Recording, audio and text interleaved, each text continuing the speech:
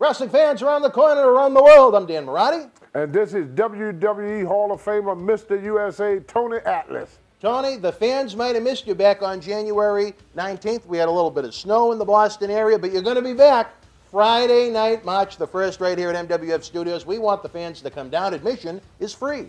Yes, and not only that, Boston Media is the best. Is the beast of the East.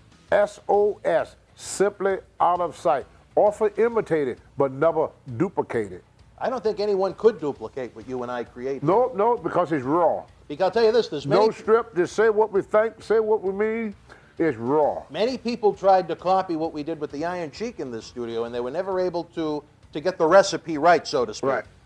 The original is always better than the rest. Absolutely. Tony will also be available for autographs and pose photos for a nominal fee. And again, while admission is free, we want you to come on down to the TV studio. Whether you're in Boston or anywhere around the world, we need as much fan support as possible. We have great items for sale on BostonWrestling.com. We're starting to use eBay more. The more fans that participate in getting these shows produced, the more Tony will be here. I know, Tony, our goal has been to try and get you here on a weekly basis if the fans will support. Yes, you know, and one thing about Boston Media that it does for a lot of us legends, Vince does a lot for us, but he keeps us undercover a lot. But with Boston Media, you can get to see Tony, you get to see the Iron Sheik, you can get to see the Tito Santana, and come and meet us live and listen to some of our stories, because some of the things that we did in our younger days, a lot of it being legal today, first of all. Very true. But it was a different world, and I was lucky to see the old world and see the coming of the new world. WWE isn't going to produce a 3-DVD set for every superstar they ever had under contract. That's why these types of shows are so important, especially where we lose so many legends on a yearly basis. So again, we send out the invitation to you Friday night, March the 1st, right here at MWF Studios, Melrose, Massachusetts. Check out BostonWrestling.com for complete event information.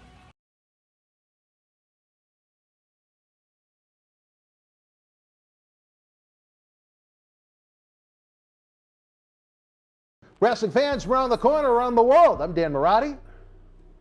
And I'm Mr. USA, Tony Atlas. It took him a second. Always does. Before we get to this great full-length episode of Memories and Legends, check out some of our great friends you can help support the cause to keep more Memories and Legends coming your way. Cleveland on Sunday, March 10th. WWE superstars go full throttle on the road to WrestleMania at WWE Fastlane pay-per-view. You better believe Kofi, Bryan! A supercharged battle for the WWE Championship. And the best tag team in the world is now the Usos! But Shane McMahon and Cleveland's own The Miz are on a collision course for the SmackDown Tag Team Championship. It's WWE Fastlane in Cleveland Sunday, March 10th. Tickets are available.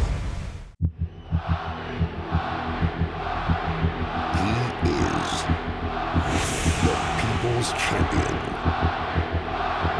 the Brahma Bull, the Great One, and this, finally, The Rock has come back, is his story. Journey alongside the millions in this definitive guide to the most electrifying man in sports and entertainment. See The Rock.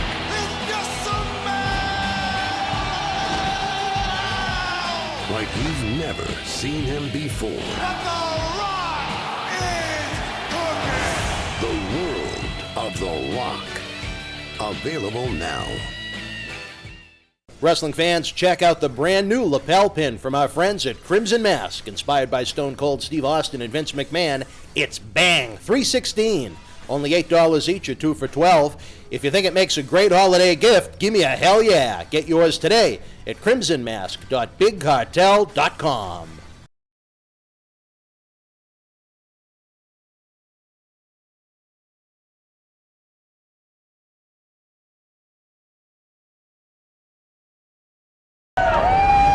This is Mick Foley. This is Harley Race. This is Shelton Benjamin. This is Mr. Wonderful Paul Orndorff. This is the Monster Abyss. And this is Daniel Bryan. This is JBL, and you're watching the MWF. Be there live. All right, wrestling fans, welcome back to the USA Tony. It is the final Monday in February. It's been a great month. Shelton Benjamin. We talked about Bad News Brown. We talked about Bobby Lashley. Here on the last Monday in February, I wanted to talk about an African-American superstar that has not been put in the WWE Hall of Fame, but certainly a man that contributed to WWE and a man that you call a great friend, SD Special Delivery Jones. Yes. You know, that would be nice. Well, this is his show. Yeah, and I know you have a lot of memories of that man. Yeah, and now SD told me this. I always wondered why they never put SD on top. Where Vince Sr. had an idea to bring SD in as an African. He wanted to wrestle barefooted. And SD came, he did it for a while, and then he came back with boots on. And Senior said, take them boots off, SD. SD said, Mr. McMahon, I can't wrestle barefooted, it hurt my feet. He said, I don't like it, I don't like it. And Vince said, well, if you want to make money, SD, you take them boots off. SD never took the boots off. Really? So that's what turned him into an undercard guy for pretty much his entire run. You don't... Great run in the company, but he was an undercard guy. Well, what he don't realize is what Arnold Skolin told him and told me, you don't say no to Vince. He's not used to that. Any person that is born a millionaire had never been told no. I don't care if you make them president. I don't care if you make them champion. I don't care what position you put that person in. A person that is not used to the word no. People say yes to Vince, and that's it. You, in the wrestling business, you have heard this 1,000 times, Dan. In the wrestling business, there are only 3 rules to follow. 3. Keep your mouth shut, do as you're told, and don't be late. And I broke every damn one of them. And them are the only 3 things that a wrestler have to do to be a mega superstar, or if not a superstar, have a long career. You don't say no to Vince. Once you do, he figured that if you stand up to him and say no to him, that would open up the door for others to do the same thing. Makes sense. So that's why dogs used to always say, don't talk to the horse's ass, you talk to the horse's head. Because if you keep it between just you and Vince and nobody know about it but just you and Vince, 9 times out of 10, Vince would do it. But once one of the other wrestlers hear about it, that Vince is going to do something you say, they would land up a mile away. Right. So Vince know if he do for one, wrestlers like kids. You can't buy one kid a candy bar and not buy the other kid nothing. You know, my buddy Scott over there got 4 kids. He know he can't buy one of the kids something. That's right. And not buy for the other 3. You got to get for all 3 or get for none. That's just how it is. When Vince can't do something, do what one wrestler want them to do, and not do what the other wrestler want them to do. Right. So the best thing to do with Bobby Lashley, all them guys, is don't get beyond yourself. Don't get beyond yourself. Stay there as long as you got a place there. Keep your spot. As long as you keep your spot, keep your mouth shut. Do as you're told, and don't be late. Let me ask you this, Tony. SD had a great run in the company as far as longevity. About 18 years. Do you think he resented the fact that he never made really good money? He knew why. He told me why. And he made good money. SD owned a house in New York and a house in Antigua. He made good money. Oh, yes, he made good money. Well, again, for the majority of that run, he was in one of the proverbial undercard guys. He was the Johnny Rods of babyfaces. Yeah, $150,000 a year. He was making $150? Yes. Really? Yes. Most of the guys was back then. That's not hard. That's not big money back then.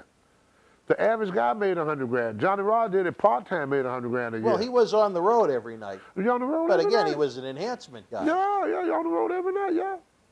Every night. He would bring home $2,500, $3,500 a week. Wow. In the 70s and 80s. An undercard position in WWF at that point was worth $2,500 a week? Yeah. Really? Oh, yeah. Well, how can he not? How can you not 7 days a week? I thought the paydays for the undercard guys would start pretty low on the house shows. Well, you see, this is what you keep forgetting. When you go, like, say, to Madison, the Spectrum, undercard guy getting $500-600 that one night. Back in the 80s. Back in the 80s. Really? Yeah, undercard guy. I got probably about $1,500 that night. Well, see? when did the percentages change? I mean, nowadays, I think the minimum No, a WWE no, guy there's can no more get percentage is- now because it's not just wrestling no more. You can't give a percentage now because the money don't come in just in the. See, back in senior day, the money just came in from ticket sales. Right. There was no merchandise. Well, as far as house show by house show nowadays in There's no percentage. 2019, It's a set contract. no, they get a downside guarantee. No, I'm talking about every night they work a show, they get a certain amount of money. I believe the last I heard, the minimum was $500 a night for the lowest of the lowest guy on that live event. The top varied upon how much the show actually drew. Yeah, and but- at the end of the year, they look at the downside and see which is more, what you really earned or the downside guarantee. If it was more what you You really still got earned. the guarantees, yeah. Well, But no, the- if it was more than the guarantee, they cut you a check for what they owed you. Yeah. So what I'm saying is if in 2019 the bottom rung guy on the show is getting $500 and we're going back to the 80s now, 30 years ago when SD was the bottom of the barrel most nights, he was making $500 a night. Exactly. That was worth a lot more in 1986 than it is in 2019. No. It's not. Well, here's the reason- $500 hasn't changed in 30 years. Well, it changed on Vince's end. When SD was making $500 a night, SD spent $20 worth just on gas to go to the building. When Vince gives you $500 a night now, he also gives you a $500 ticket to go with that. So it's not costing Vince $500 no more. It changed on Vince's end, not on the wrestler's end, but on Vince's end, it's more expensive. It costs Vince more to give you that $500 now. So really, that guy's making more than SD because Vince is paying for his flight. Well, in the mid-'80s, when WWF then went national, SD was on the shows every night. He had to be flown. But he drove a lot. What Vince would do, like let's say if he's doing the Northeast, Vince would fly him to Boston only. He would drive to Cape Cod. He would drive to Portland. He would drive to Bangor. And he would do all these other driving to all these other places. Now if Vince was going to send him out west, you know, then Vince would get him a ticket to fly him to Texas if he had to go to Texas that day. But if he got to go to New Jersey, he's still driving. Right. I mean, the only flight he may get is maybe to Boston. You know, with Vince, the only place we flew back in the 80s, before Junior took it over, the early 80s, was Pittsburgh. That was it. Because most of the guys either live in New Jersey or Connecticut. That's where most of the wrestlers live, maybe in Hamden, Connecticut, or they live around Parsippany and Patterson, New Jersey. That was the area. Like Tito still live in that area, and Tony Guerrero still live in West Haven. But Vince didn't have the airfare to go with it back then. So now when Vince gives somebody $500, it's $500 to that wrestler. But to Vince, this guy is, let's say he sent a preliminary guy to a show back in the 80s. That cost Vince $500 for that guy to wrestle. He sent a guy to a preliminary show in 2019. That's $1,500 that Vince spent on that guy because of the plane ticket and other stuff that Vince paid for this guy. Also, Vince put up meals. We used to do TV in the older days. The guys would go and get their own food. Now with Vince do TV, it's a spread. You like the spread. Oh, the best spread in the world. What was in the bro. spread in your last run there that you enjoyed at the They TV had lamb tapings? chop, jumbo shrimp, pelabella mushrooms. I mean, brother, if you ever been to a WWE spread, I mean, they put it out there, man. They've Roast upgraded duck. it since the last time I was back there. Man, I mean, it is, oh my God. But that cost I bet it was the only time you ate that day. When Vince hired caterers now. Yeah, right. So when he spent money on a wrestler now, just looking at it from his point of view, he's spending more on a preliminary guy today than he spent on it with SD because he fly these guys everywhere. So this guy could cost Vince maybe $100,000 that Vince would put in this guy's pocket, but Vince may have $150,000 to $200,000 on the back burner. So the SD would cost Vince $150,000. The guy now costing Vince $350,000. Same guy, same performance. and working less days. Right. SD was a 7 day a week. 7 days guy, a week. right? These guys work 4. If they're booked on every house They show. work less days, make the same money. The only one that is spending more money is Vince. Fair enough. Tony, SD Jones, again, a man that had such a lengthy career. Other than WrestleMania 1, I don't think he ever made a pay-per-view type appearance. Tell the fans something about your good friend, SD Jones, that they may not know. SD Jones was one of the strongest. Really? One of the strongest people in the WWF when it was WWF.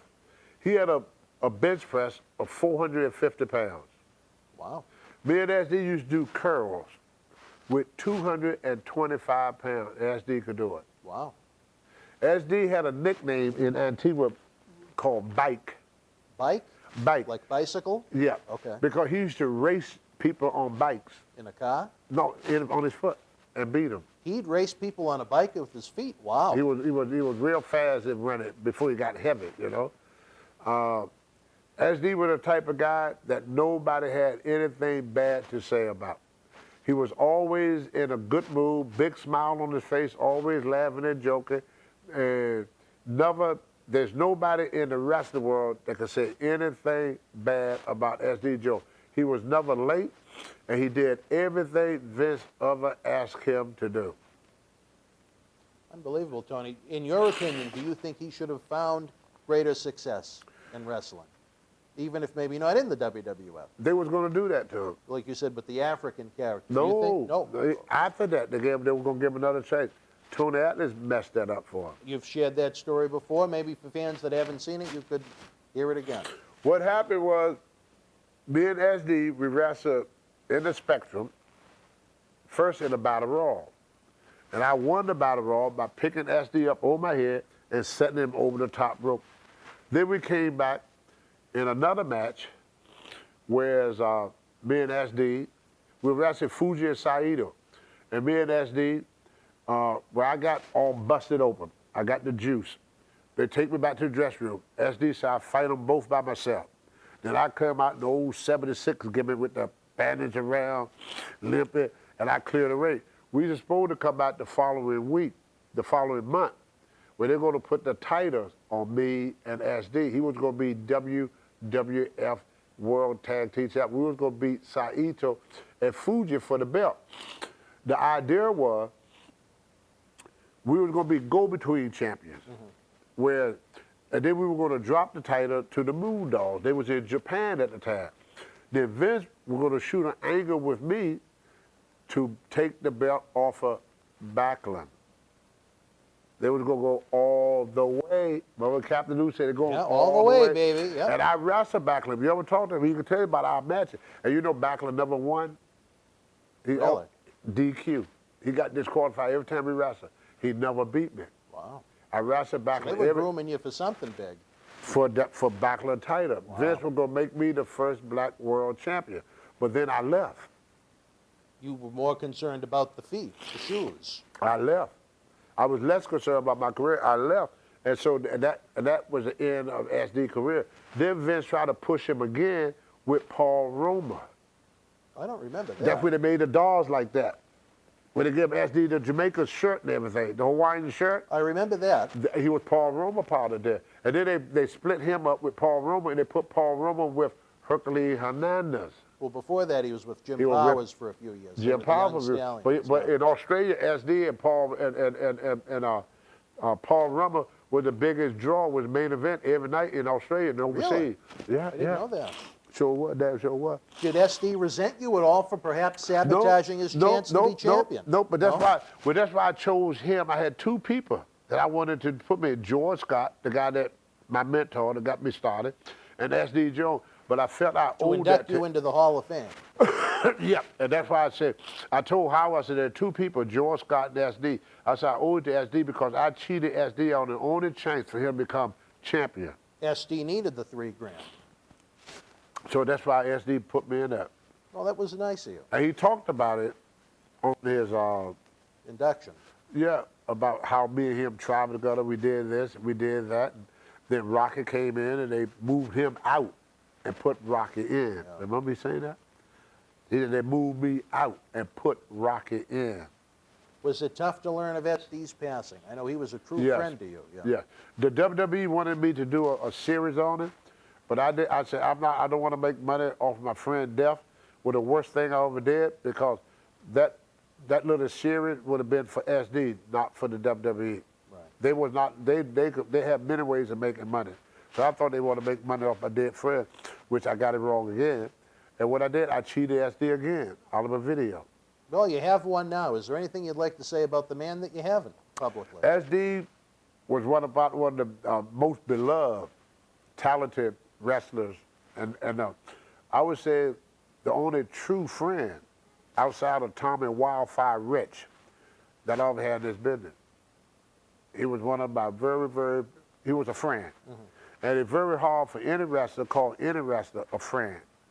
And SD and Tommy Wildfire Rich and Tito Santana was my friend. I had 3 friends in the wrestling business. I just named the 3. Wow. The rest was associates. Well, SD, for fans of the 70s and 80s, a very memorable character. SD, I was at a hotel room when Vince fired me the last time. And right before I went to AWA, I was staying at a hotel. SD came to the hotel. Said, "Boss man, Kate told me to come and get you." Kate is his wife. She says, "Here, want you to stay in this hotel, spending up all your money. You have no money left when you go back to WWE." SD let me stay in his house. Vince told SD, "If you don't kick Tony Atlas out your house, we're going to get rid of you." That was very malicious. Yes. He didn't want me in town because I was crazy. He was afraid. They was in Greenwich. I was only a half hour from Vince. Right, you could Vince go there. always, right. Yeah, that's what he was thinking, and I know that what he was thinking. But anyway, make a long story short, I told SD, he told Vince, he said, "I'm not kicking him out." He was a loyal friend. Right. He could have came and said, "Look, Tony, I don't want to jump down my job. You got to go." And I said, "I tell you what, SD." I said, "Why not go and stay with your cousin Bigfoot?" We call him Bigfoot because he had these big feet, you know. And I went and stayed with Bigfoot, so the SD don't get in trouble. But but he was willing to quit the WWE As a friend to you. as a friend. He told Vince, he said I would quit working for you before I kicked Tony out of my house. Wow. And how did Vince react to that? Any idea? Well, about 6 months later, SD was gone. Well, you brought him a lot of luck, Tony. Cost him the title, cost him his job, and he always forgave me. Wow. Good man. I enjoyed his work for what he did. I cried like a baby when he left. Yeah. Yeah, I would love to see him in the Hall of Fame, along with a whole lot of other people. I'd love to see Ox Baker in that. Well, Ox really didn't have much of a run in WWE. He was only there for one set of TV It tapings. don't matter. Ox Baker is as well known as anybody who's been there. There's only one Ox Baker. You can say that again. Another man that has been here in this fine studio that has been the home to so many interesting right. people over the years. That's All right, right. Tony, any final thoughts about SD before we go? God bless him. Hi to Kate. Kate is still around. He got 2 wonderful kids. He raised his kids. He was a good family man, a good husband, a great wrestler, and a great friend. And all the fans loved SD. Everybody loved SD. All right, wrestling fans, we'll be back after this brief timeout. You think you know your favorite superstar? Did you know about Sasha's favorite cousin? What about AJ's tattoos? Chris Jericho's expensive taste? No. You need the book that has everything you want to know about more than 200 of your favorite WWE superstars. It's the WWE Ultimate Superstar Guide.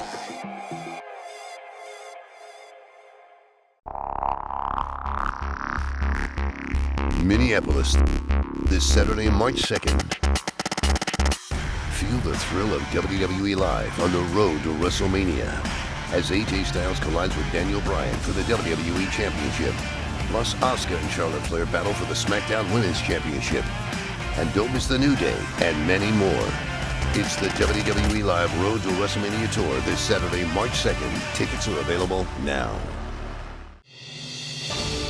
They're ready to take their rightful place amongst the literary greats. Who, you ask? The New Day! That's who. It's the Book of Booty. Shake it, love it, never be it. It's the feel-good story of the rise of the new day. Loaded with games, trivia, coloring pages, and so much more. The Book of Booty. Shake it, love it, never be it. Available now online or wherever books are sold. Friday night, March the 1st, Tony is going to be back here in this very studio. Free admission. The following day, the Pro Wrestling Fan Fest at the Mohegan Sun Casino in Huntersville, Connecticut. I'm going to be there. We're going to be there live, baby, and if that wasn't enough. Signing autograph, taking pictures, shaking hands, and kissing babies. Friday, April the 5th, Saturday, April the 6th, it's WrestleMania weekend. All roads lead to the Big Apple. Me, you, maybe some other friends are going to be joining us at WrestleCon. Again, and I'm going to become the oldest and first senior citizen WWE World Champion. You hear me, Vince?